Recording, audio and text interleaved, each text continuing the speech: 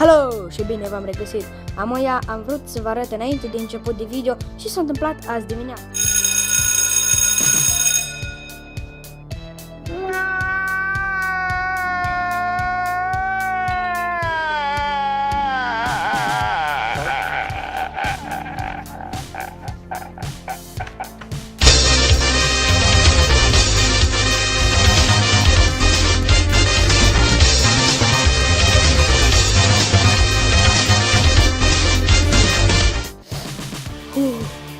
Numai când mi-aduc aminte deodată încep a plânge. Ok, hai într-un scurt clip, adică așa, un video, să vedem cam cum ar fi asta pentru videoclip.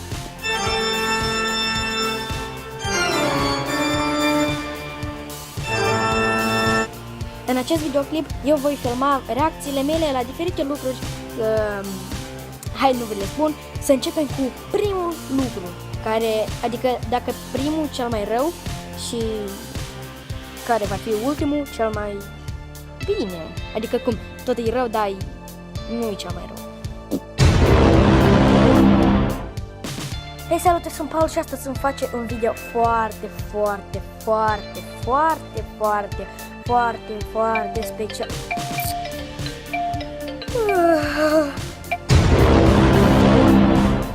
A doilea lucru foarte enervant este eu nu reușesc să filmez la timp, adică eu nu filmez câte un video pe zi, dar ok, nu filmez tot video pe zi, dar mai multe zile, de exemplu, am început să filmez video al altăieri, cred, da, al altăieri și acum îl continui, am schimbat. Ok, ca să trecem la al treilea lucru. Și am vrut să vă spun că mai este momentul ăla când eu mă apuc de filmat și trezește un mother of scrie.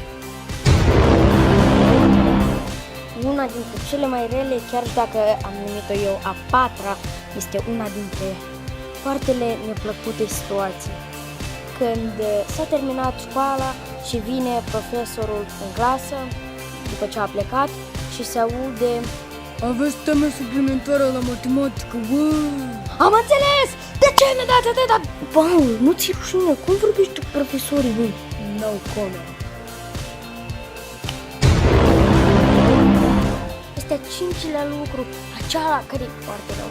Când eu, de exemplu, mă uit la un film horror, vine unul din spate care l-a văzut și vine și mă sperie. Asta ar arăta ceva cam așa.